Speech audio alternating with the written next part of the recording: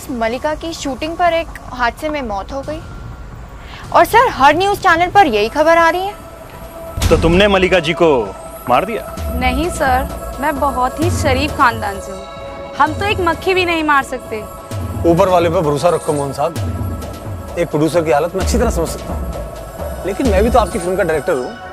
Film को कुछ हो जाता है तो मेरा भी कैरियर तबाह है। पिताजी,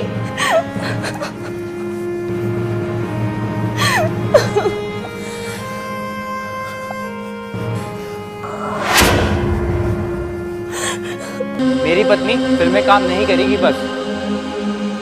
हम आपको समझा नहीं रहे रवि साहब। जैसे आप नहीं चाहते वैसे हम भी नहीं चाहते कि अमृता किसी भी फिल्म में काम करे, लेकिन हमारी बात सुन तो लीजिए प्लीज। इतनी जिद भी मत करो रवि। हो सकता भगवान ने हम दोनों बहनों को इसी काम के लिए हम शक्ल बनाया हो और मुझे इसी दिन के लिए जन्म दिया हो। अमृता, तुमसे मिलते हुए कितने दिन हो गए, लेकिन कभी मैं तुम्हारे बारे में कुछ खास नहीं जान पाया। कभी कभी तो तुम मुझे एक मिस्ट्री सी लगती हो। आज नारी तेरे कितने रूप फिल्म रिलीज हुई है। अमृता जी के इमोशनल सीन पर मेरे तो आंसू ही निकल आए थे और मैंने महसूस किया और कुछ सिसकियां भी सुनी। मेरे अलावा और भी कई लोग रो रहे थे। अमृता जी ने तो कमाल कर दिया। Relatives, friends, cheers. आज की शाम अमृता के नाम। Very good. दोस्तों, तीसरी रात की जो पिछले एपिसोड की कहानी अधूरी रही, आइए इसे पूरा करते हैं। ये नहीं हो सकता। कैसे? रवि प्लीज। आप कह रहे हैं? मम्मा, नहीं हो सकता मम्मा। पापा प्लीज, पापा।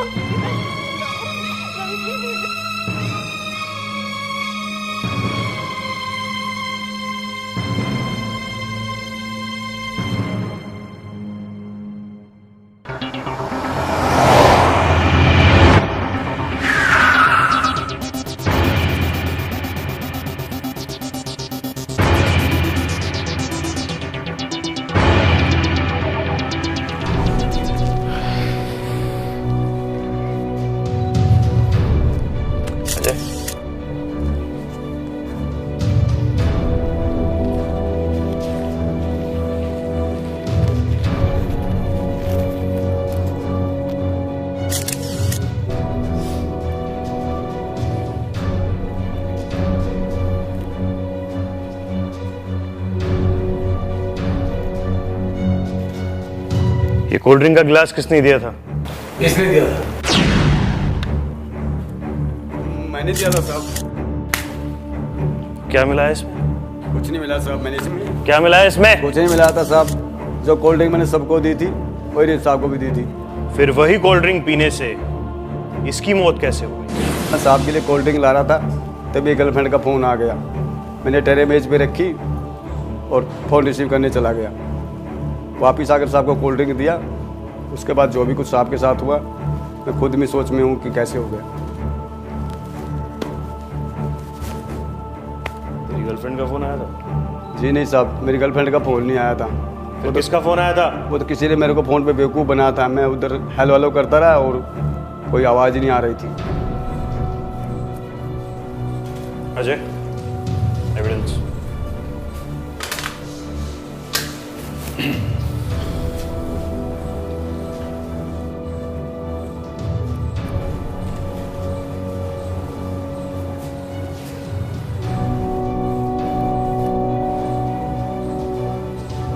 आप? जी मैं नारी तेरे कितने रूप फिल्म का प्रोड्यूसर हूँ। और आप? मैं पाटिल, इस फिल्म का डायरेक्टर।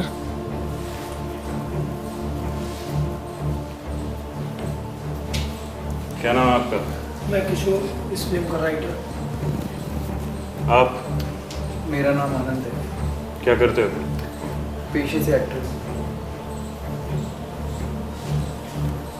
और आप?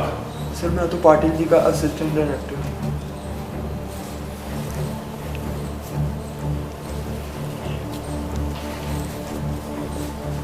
आपकी तारीफ?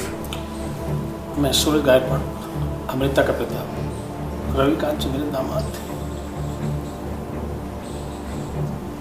और आप? मैं लक्ष्मी गायकवाड़, अमृता की माँ।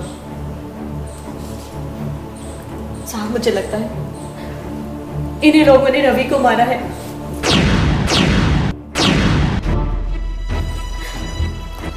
ये चाहते थे कि अमृता इनकी फिल्म में काम करे और रवि को ये सब पसंद नहीं था, इसलिए इन्होंने उसे रास्ते से हटा दिया।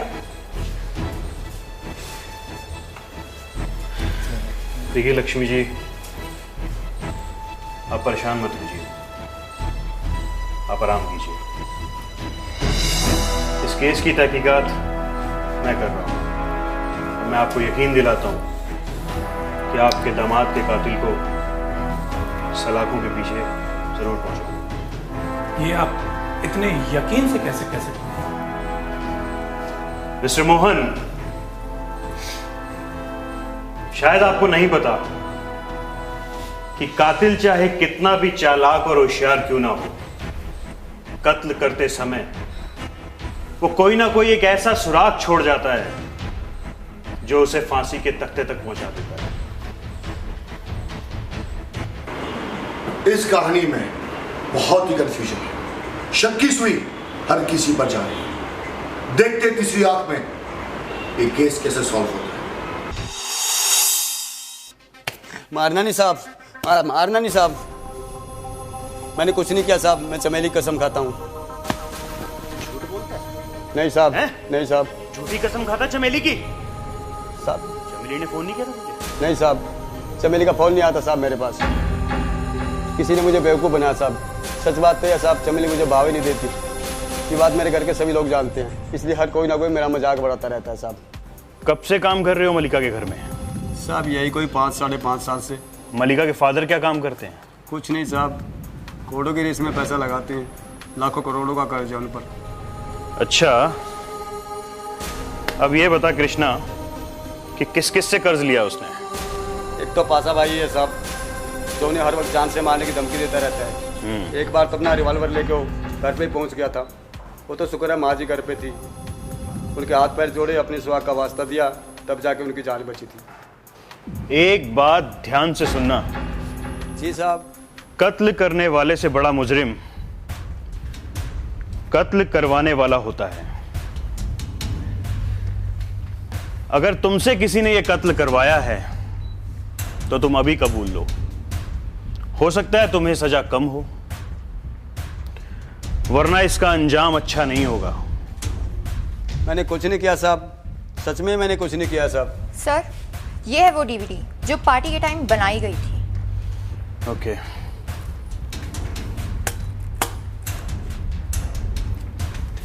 Sushmita, yes sir. You take care of him.